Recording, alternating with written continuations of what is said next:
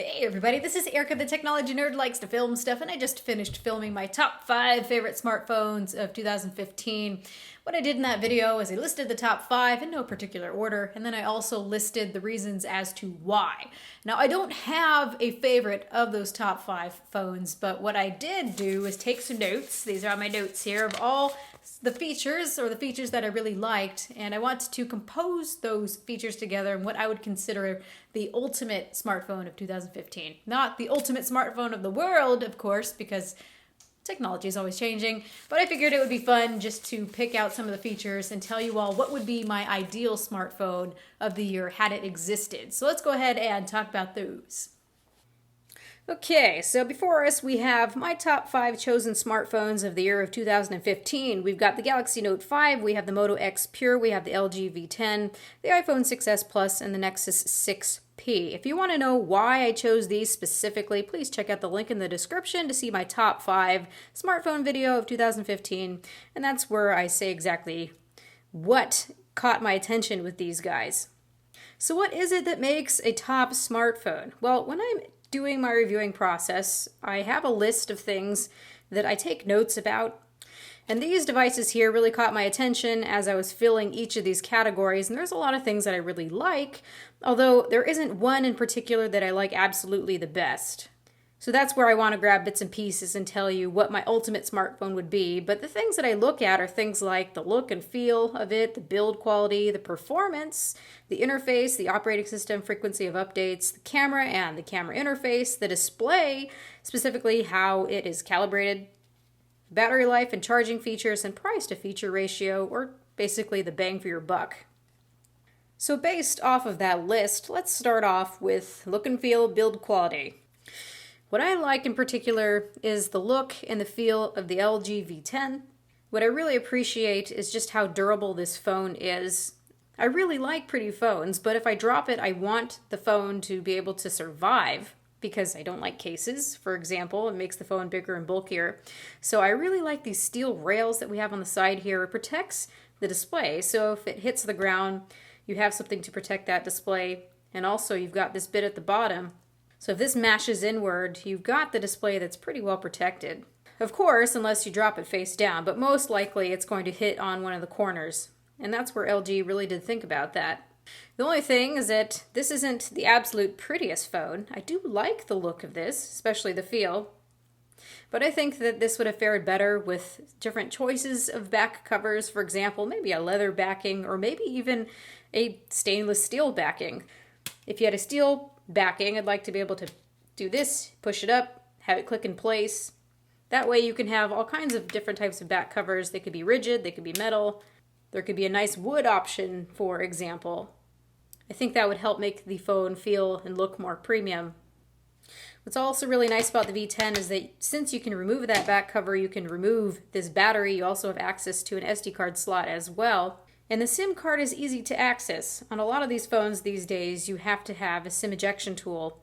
And because I'm a reviewer, I'm always popping SIMs out, so it's nice and I can access the SIM very nice and easily without having to carry around a tool with me. Another feature in my top favorite smartphone would be a back fingerprint sensor like what we have on the 6P and also on the V10. I like just simply being able to turn it on and unlock it at the same time with a simple touch. I don't think that pressing down is a necessary thing. So next, let's talk about the size of my ideal favorite smartphone. All these guys are huge. With a huge phone, you get a nice, huge display, and that's nice, but I've got small hands, so I kind of want something in between. So all these guys are a little bit too big for me, in all honesty. So I'd probably go with the size of the Galaxy S6. So if I could get this look and feel, but have it be the size of the Galaxy S6, I'd be much happier. This has been a really brilliant size for me. Plus, we're able to have a display that's over 5 inches. So a display that's somewhere between 5.2 to 5.5 inches, but somewhere around this size would be great. As for the display resolution, if it was at 5.2 inches, 1080p would be just fine, although Quad HD is acceptable to me as well, although I noticed that it slows down performance a little bit. We'll see next year in 2016 how we are doing and handling Quad HD displays. But as for display quality, hands down, I think I would have to go with the display that's on the Galaxy Note 5. So, I want a phone that looks pretty much like this, but the size of the Galaxy S6, but I want to have the Galaxy Note 5 display on it. This thing is the most beautiful display that I have seen all year. I really like that Samsung has given us the option to choose the different calibration modes.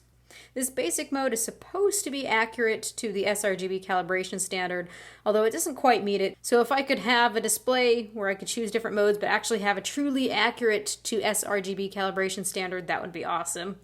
I would also take a properly calibrated LCD display. So it doesn't absolutely have to be AMOLED, but this is the nicest display I had seen. I would love it if it kept this secondary display that is on the V10 here.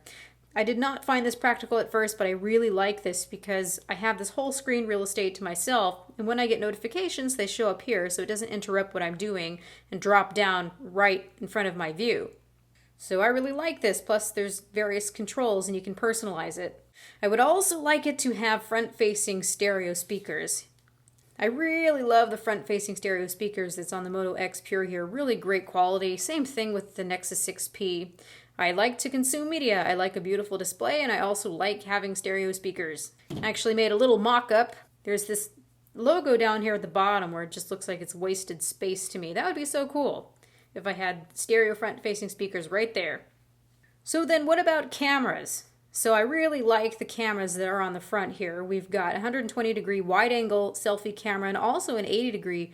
At first, I really didn't see the need for that, but it's something that I thought was pretty cool over time, so that's something I would not change about the V10. But my favorite camera of the year for the back, the best camera quality that I had seen all year, was on the Galaxy Note 5. I really love how the pictures came out on the Note 5. It was the camera that I would take around and feel pretty confident with until I cracked the glass on accident. So if I could get something that looks like this, but with this camera quality and processing, that would be really nice. The only thing is that I much prefer the manual controls on the V10. I've had such a great time using these manual controls. Real-time manual controls for video has just been awesome. Also, I would absolutely require optical image stabilization. So what type of performance am I looking for on this phone? I think with all of these, performance has been pretty good. You really can't go wrong with any of these. But the top contenders are the Snapdragon 810 for this year and also Samsung's own Exynos processor, the 7420. But if I had to choose between the 7420 and the Snapdragon 810, I'd probably choose Samsung's, although I'm really looking forward to the Snapdragon 820 to see how we're doing. So I'd take whatever top processor. I really did like the performance of the Galaxy Note 5. It has 4 gigabytes of RAM, but unfortunately, this thing has terrible RAM management issues. The LG V10 also has 4 gigabytes of RAM and doesn't have those RAM management issues, so the multitasking has been much better on the V10. So I really like that. So must have good multitasking. Really great with 4 gigabytes of RAM. I will take that. Must have a smooth interface. Must have smooth performance, of course. The Galaxy Note 5 has UFS 2.0 storage, so it has been very, very fast storage-wise, executing applications, opening games. That is definitely what I am looking for. But what's really nice about the V10 is that it comes standard with 64 gigabytes of internal storage, where this starts at 32, so that's really nice. So please, theoretical phone, have 64 gigabytes of internal storage to start with, or maybe 128, but 64 seems to be a sweet point. As for interface performance, what I've liked best is the Nexus 6P. It's been really nice, simple, fluid, easy, clean. I would really like my theoretical phone to be very stock Android, but have some extra features. So this is kind of stockish looking. Just between you and me, this is the Google launcher. But I like the look of this. The only thing is it's lacking some features. So if I was to have stock Android, I would want to have a dual window or multitasking type of feature. Who knows? Maybe Google is working on something just like this. So I like a vanilla Android type experience. I do want some multitasking features with it. Also, this theoretical phone really needs to get updates often. I get so tired of having phones like the Galaxy Note 5 where I really don't know with the carrier version when I'm going to get an update. That's where I really have loved the Nexus 6P. That's where I really do like my Moto X Pure. This already has Marshmallow. And if you want to look at the iPhone side, at least Apple has updates for all their phones. I've also really enjoyed the S Pen. That's one thing that I do appreciate from Samsung and their TouchWiz interface. So my ideal smartphone of the year would have a stylus and some really cool features, but it's not absolutely necessary. I could get by without this. So how about battery life then?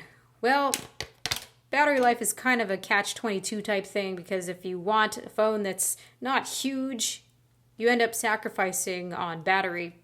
But at least with the V10, you can remove the battery, and also I would like to have quick charging. That is something I really love about the V10. That's something that I really love about the Moto X Pure, the Galaxy Note 5. Even the Nexus 6P does pretty well. iPhone fails. So if we don't have the most phenomenal battery life, I do expect it to charge quickly and to be able to swap out the battery if I really need to. So what am I willing to pay for something like this? Well, this Galaxy Note 5 is $800 if you want to pay that retail. This guy here starts at $499. You can pay up to over $500. I think I would pay somewhere around the $600, $650 range, no more than $700 for this smartphone. I don't know if we could get all those cool features into such a thing, but that's what I would like for price range. I don't think it would be too horrible to pay for that. So now you know what it is that I would like specifically. I want a phone that is as durable and kind of looks like the V10 but has stereo front-facing speakers. I like the front cameras on this. I would not change that. I like the fingerprint sensor, but I would rather have it like the Nexus 6P. I love the manual controls that we have here on the V10, but I would like the camera processing and quality of the Galaxy Note 5. I want as close to stock Android as possible, but with some multitasking features. I want a removable battery and fast charging.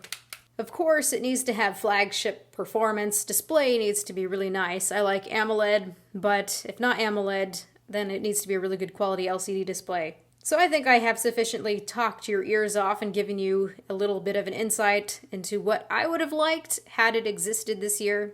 I would like all those features in a smallish package like the Galaxy S6. Who knows, maybe I'll get what I want or something similar this year in 2016.